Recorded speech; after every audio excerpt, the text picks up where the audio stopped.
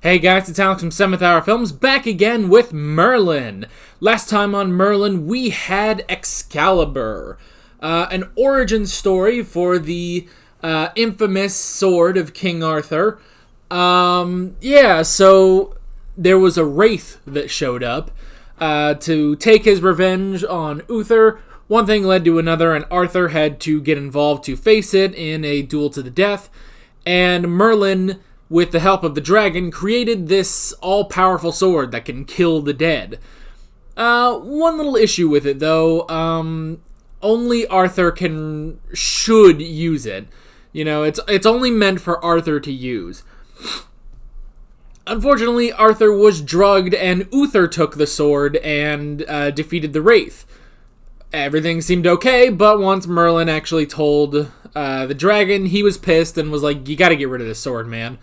So Merlin did, and that was that. And we also learned a bit more about Arthur's past, how Uther used magic basically so that he could be born, because he was his wife was barren, to put it nicely, I guess. And that's that, pretty much. This is where I say no spoilers in the comments whatsoever.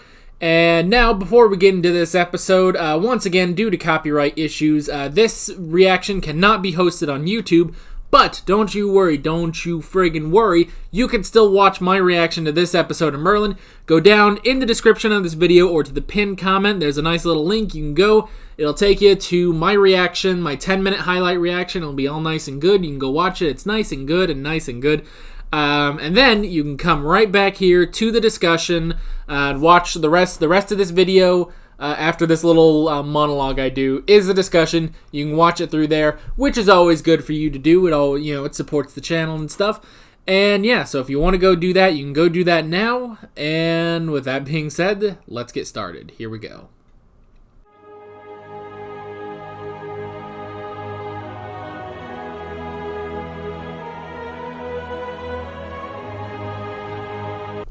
Oh boy.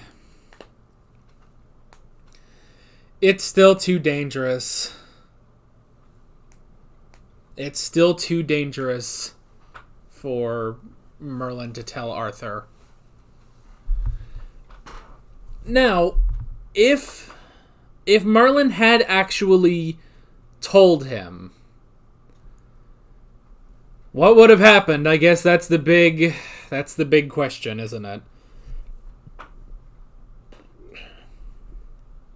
What would he have done if Merlin actually told him the truth? By the way, can we mention this episode is called The Moment of Truth? That's a brilliant name. That is a brilliant name, because it is the moment of truth for this village to, face off against Kanan. But it's also a moment of truth for Merlin. Will he tell Arthur? Holy shit, that was really good, actually.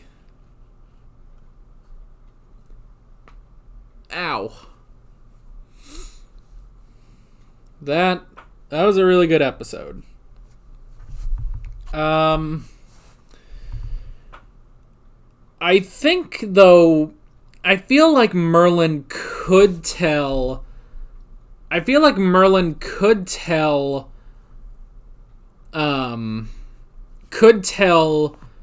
Gwen and Morgana about his powers. I think the two of them would be cool about it.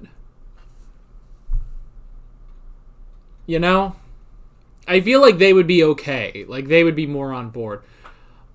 Arthur, you do have to sort of sway, but honestly, hasn't that just been his character?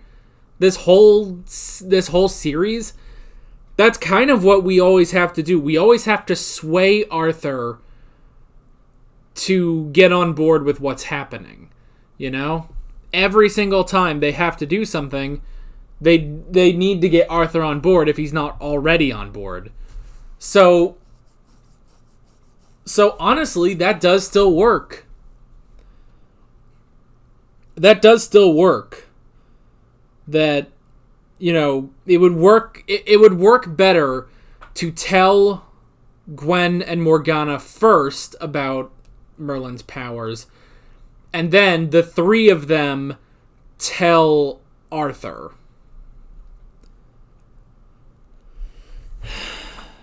And then wait for Uther to die so that you never have to tell him. Because that is the other risk you run, is that Arthur will tell Uther. Not that Arthur can't keep a secret. He obviously can. He's done many things without Uther's approval, but at the same time, this would be a very big secret to keep, the biggest secret to keep from Uther. So, yeah, I don't know. This was a great episode, though. I really did love this one. Okay, so let's kind of go into the notes. Well, I don't know. I was about to say I might go through these notes a little quicker because it's actually late in the evening, which I don't normally... I try not to record Merlin right now when I'm doing this. Normally, this is like almost 7 o'clock in the evening. Normally I record Death Note now because it's a shorter show.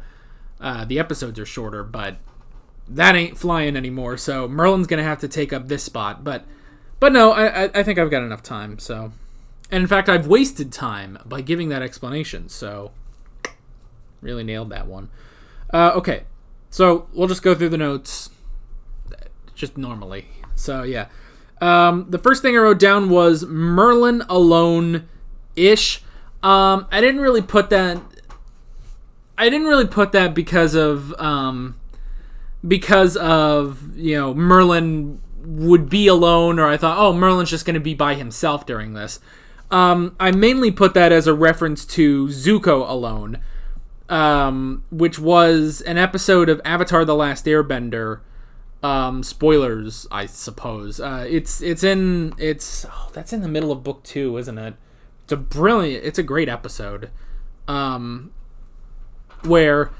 Zuko just happens upon this village in the Earth Kingdom, and he's all by himself, and they kind of take him in, while he's drifting, and these Earthbenders come in and do exactly what Kanan did here, bully them into giving up their food and their gold and stuff like that, basically all their valuable resources, and then they leave, and they always come back, basically. Oh gosh, sorry, my glasses are a little dirty. And in that episode, Zuko ends up saving the town from them. And honestly, that also has a secret in there. Like this episode of Merlin, which actually, now that I think about it, so this would be 2008, so I think the Avatar episode came out first by maybe a year or two. So that's an interesting little coincidence. But there's also, a secret that Zuko has to keep from the village people, that he has to keep the secret that he's a firebender, because, he's in the Earth Kingdom. A firebender would be viewed as, an enemy to them, So, and especially he has to keep it down that he is Prince Zuko. So that is somewhat what's happening here. There's this village that's being bullied by these guys on horseback and stuff, and our protagonist has to come in and save them while also keeping the secret of his powers. However, they do throw the twist on it that honestly Merlin's not keeping the secret of... He's not really keeping the secret from the village. He's really keeping it from Arthur. And again, another twist is in Zuko alone, and again, spoilers. I'm sorry if anyone wanted to watch that episode. Hopefully, you turn this video off if you haven't watched the episode. So I'll just assume either you've seen the episode and you love it as much as I do, or you don't care, like maybe you're not going to watch Avatar, go watch Avatar. It's amazing. Avatar is an amazing show. It's one of my favorites. So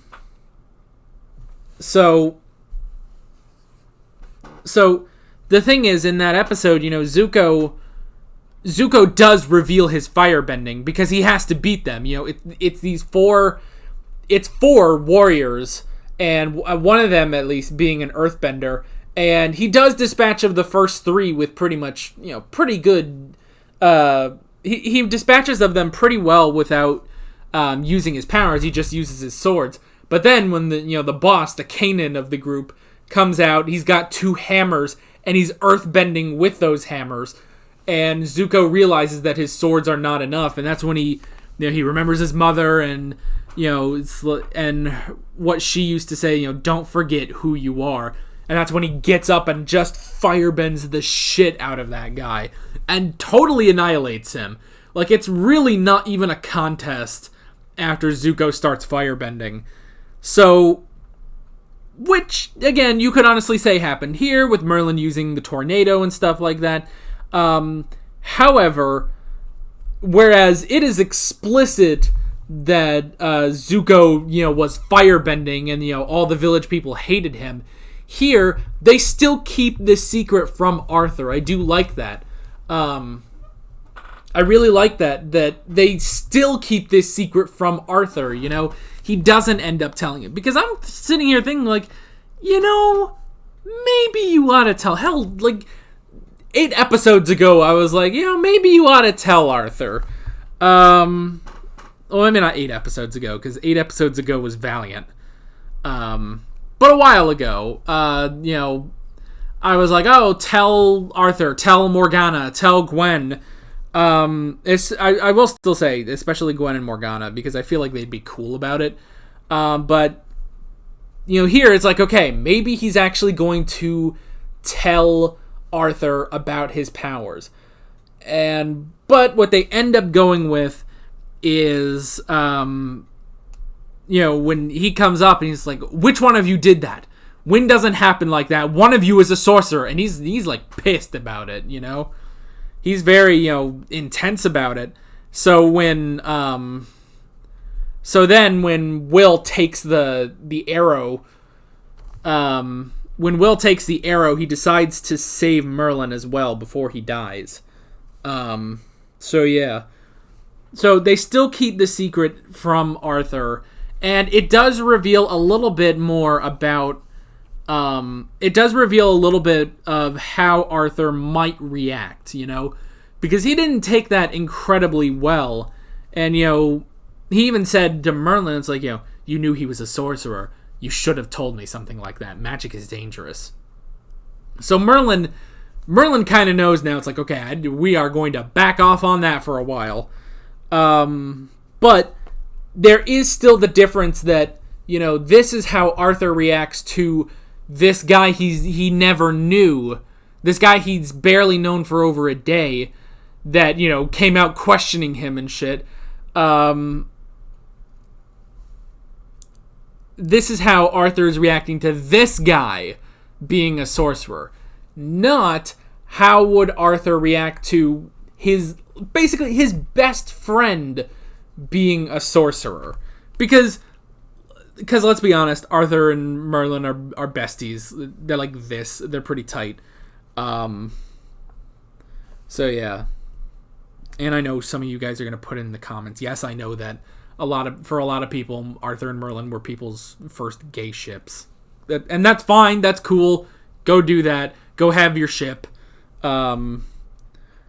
Personally, I'm shipping Morgana and... I was going to say Merlin, but honestly, she could do better. I'm shipping Morgana and herself. You know what? I will ship Morgana and Gwen. Ooh. Yeah.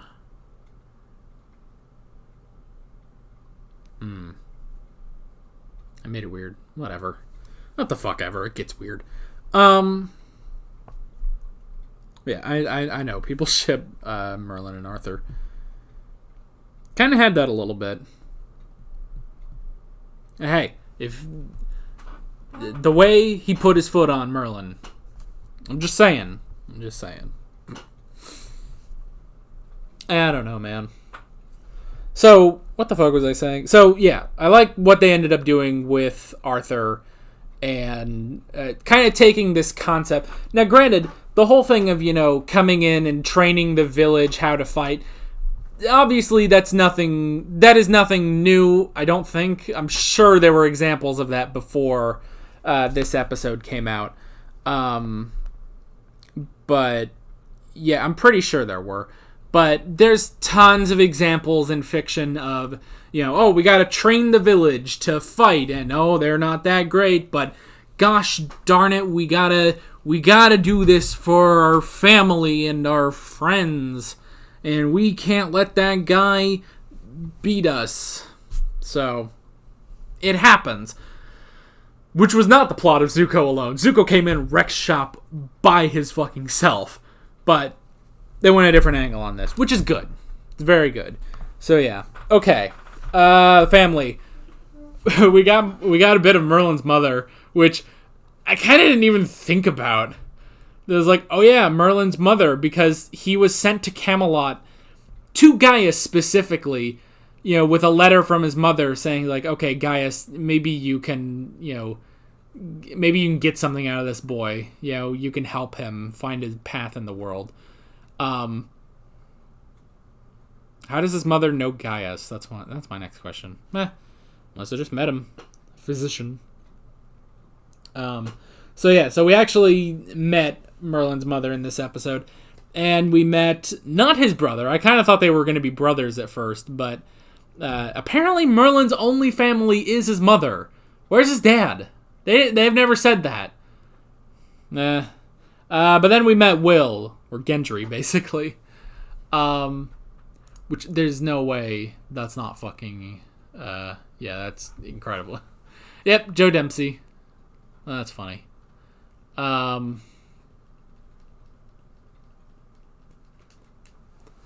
on, these other guys look familiar.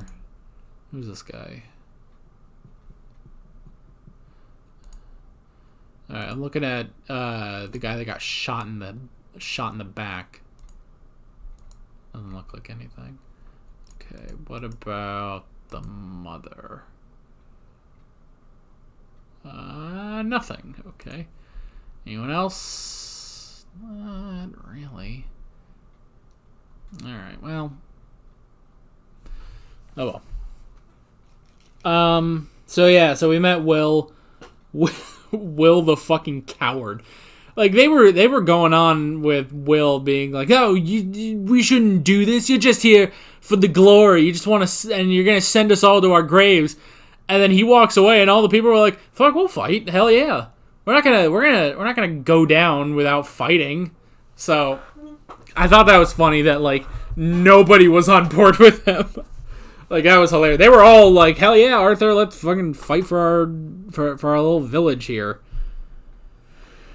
Yeah. But they did have Will, realize the error of his ways. He came back and stuff like that, and he ended up, protecting Arthur. He trusted Arthur. He protected Arthur even at the end. So that was interesting. Kanan. Basically run of the mill, village bully, basically. Run of the mill, tough guy villain. But they got Alexander Siddig to play him. That's just fucking cool, man. But that's the one thing where it's like, see, you get that guy to play a seasoned villain. You get him. Fucking Dr. Bashir, which is not a seasoned villain, but I'm just listing some of his bigger roles and shit. Dr. Bashir, the prince of Dorne from Game of Thrones, fucking Ra's al Ghul. You know what? The fuck else has he done? Yeah. If you on his IMDb X-ray that Amazon provides is like, it shows all his like big stuff, and the first thing is Game of Thrones. A show called Atlantis. Interesting.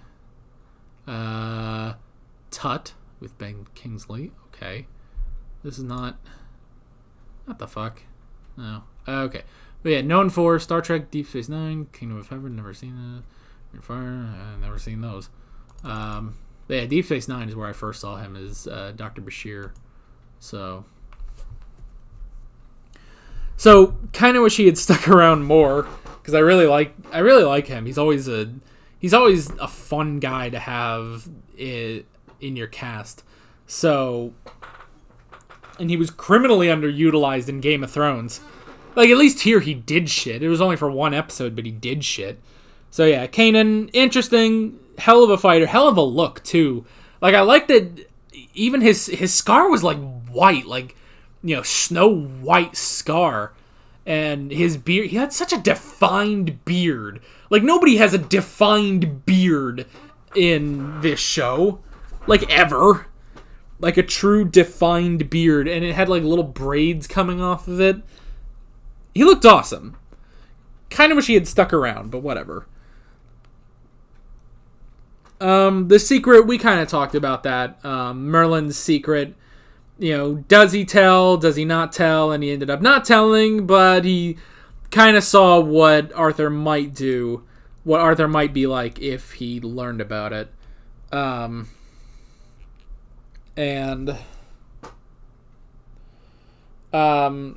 just tell Gwen, tell Morgana, and then they will convince Arthur.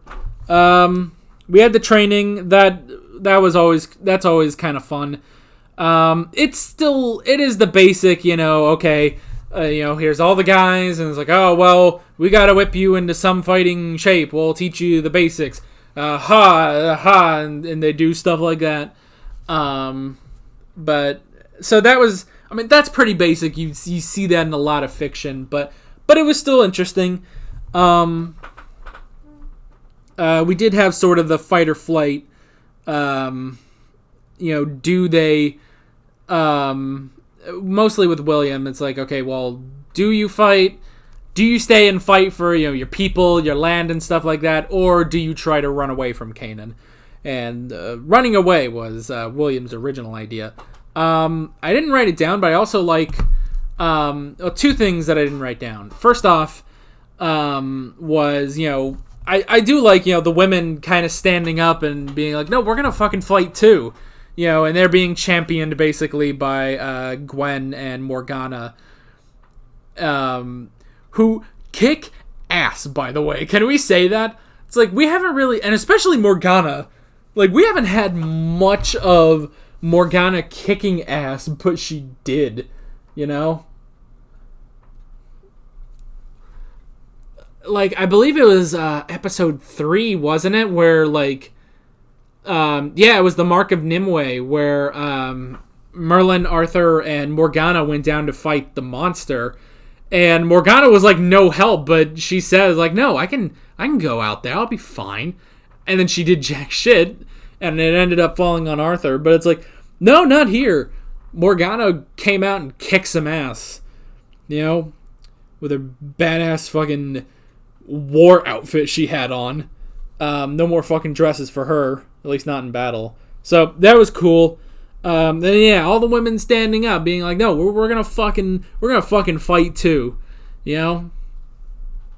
Wasn't it Merlin's mom who said, if I'm gonna die, I'm gonna die fighting? It's like, hell yeah, you are. I mean, that's your choice and everything. You don't have to. Obviously, none of them have to. But none of them left. None of them left. Even, like, the only person that left was William, and even he came back. So, yeah. Also, the other thing I wanted to mention that I didn't write down was the little conversation between Arthur and Gwen. I did like that because it's like, okay, as far as I know in Arthurian legend, Guinevere is, the queen. She is Arthur's queen, and has a whole thing with Lancelot, which they kind of teased at a little bit in that episode. But yeah, it's like, they're supposed to be, the king and queen. They have like no scenes, though, in this entire show, basically. But this one, they had just a one-on-one scene together, and it was nice. I did like it, so yeah. So that was good. And then the sacrifice and the truth we already talked about, with Will sacrificing himself and on his deathbed saying that he was a sorcerer in order to save Merlin, which was good. He was looking out for his bro, so that was good. And yeah, and I will say that was kind of a haunting death. Like that was very realistic. You know, he's shaking because there's a fucking arrow through his chest. You know, he's shaking, he's stammering, and he's, you know, he says his, you know, normal, you know, lines like, okay, it's like, I had to save you, man, and stuff like that. And, you know, they're both crying, and he's like, you know, Merlin, I'm scared. And then he just slowly just dies, and you just see the life drain out of him, basically. And that's that. That was like, that's haunting. Like, especially again for this kind of show. You know, we kind of joke about, oh man, you know, Merlin cut a bitch, or, you know, Merlin blew someone up. You know, blew up 2 people a couple episodes ago. It's like, this guy just died. He just flat out died on a show geared towards family and kids.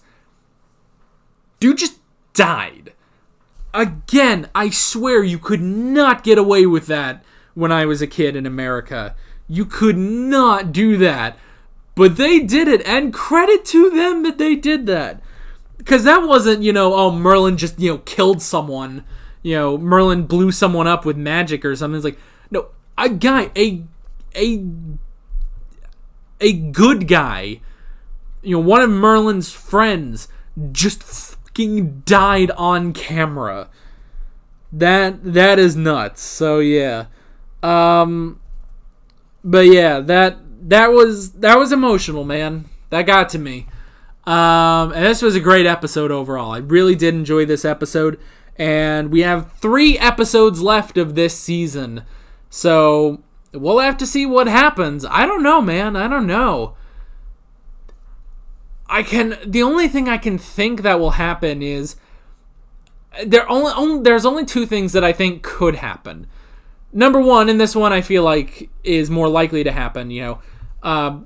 Number 1, I can only assume that Nimue is going to come back, at least for the finale. Maybe, you know, because this is, you know, the BBC or Fremantle International, but fuck those guys anyway.